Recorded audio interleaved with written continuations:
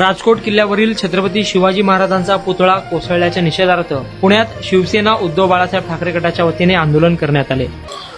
छत्रपती शिवाजी महाराजांचा पुतळा का उभारला जातो तर जी महाराष्ट्राची नव्हे तर देशाची अस्मिता आहे म्हणून प्रत्येक नागरिकाचं छत्रपती शिवाजी महाराजांवर प्रेम आहे।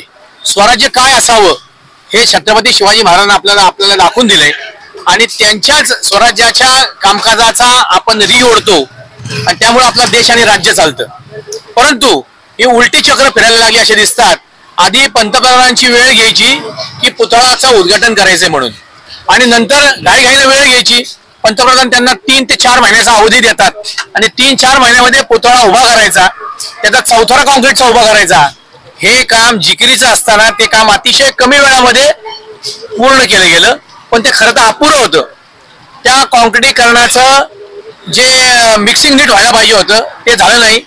पुतळा जो नीट प्रकारे उभा राहायला पाहिजे होता तो झाला नाही। सिमेंटचा चौथरा उभा केला पण जो पुतळा तो उभा केला गेला तो मुद्दामून तो पडेल असाच उभा केला असा आमचा सर्वस्वी आरोप आहे। अशा प्रकारचा पुतळा उभा केला ज्याच्यावर महाराजांच्या शरीरावर खुणा आहेत हे का दाखवलं गेलं त्या पुतळ्यामध्ये? महाराजांचा अश्वारूढ पुतळा हवा होता तो न दाखवता वेगळ्या प्रकारचा पुतळा उभा करून त्यांनी एक महाराष्ट्रात वेगळी पद्धत निर्माण केली गेली। मग निर्माण करताना काय केलं तर आपल्या मर्जीतला ठेकेदार निर्माण केला। आपल्या ठेकेदारच्या मर्जीतल्या ठेकेदाराला काम दिलं गेलं, त्यांनी कमी वेळेत पूर्ण करायचं म्हणून घाईघाई केली आणि म्हणून तो कमकुवत कुचकामी पुतळा तिथे बसवला गेला।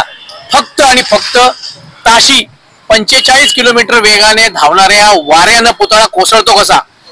350 वर्षापूर्वी छत्रपती शिवाजी महाराजांनी सिंधुदुर्ग किल्ला बांधला, त्याच्यावर अनेक लाटांचे आता त्या लाटा जर मोजल्या दिवसातल्या आणि त्याला 350 वर्षांनी गुणलं गेलं तर किती मोठ्या अजस्त्र प्रकारच्या लाटा या किल्ल्याने झेलल्या।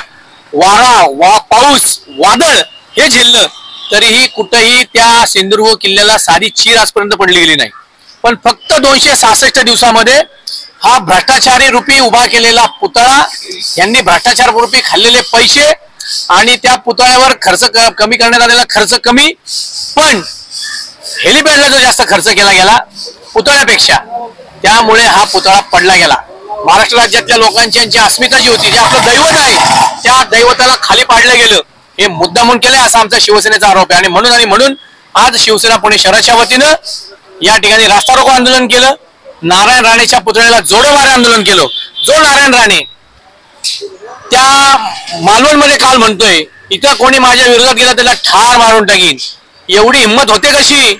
माझा पूर्व इतिहास काय तुम्हाला माहिती आहे का? अरे इतिहास तुझा काय करतो? इतिहास ज्या लोकांनी तुझं घर जाळलं हा इतिहास विसरला का तू?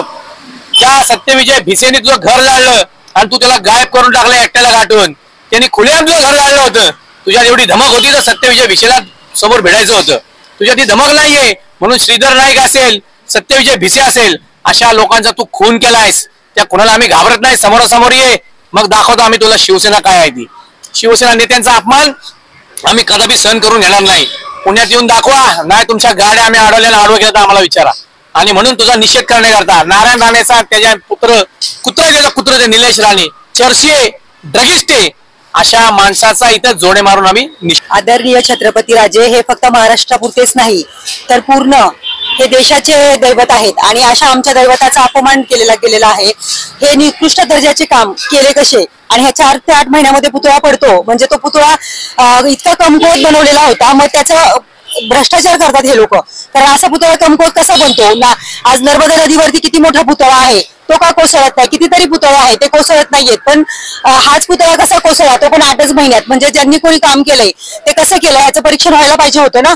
मी तर म्हणते एवढा भ्रष्टाचार चालू आहे ना तर ह्या भ्रष्टाचारांना ना अटक झाली पाहिजे आणि गुन्हेगारांना शिक्षा पण मिळाली पाहिजे।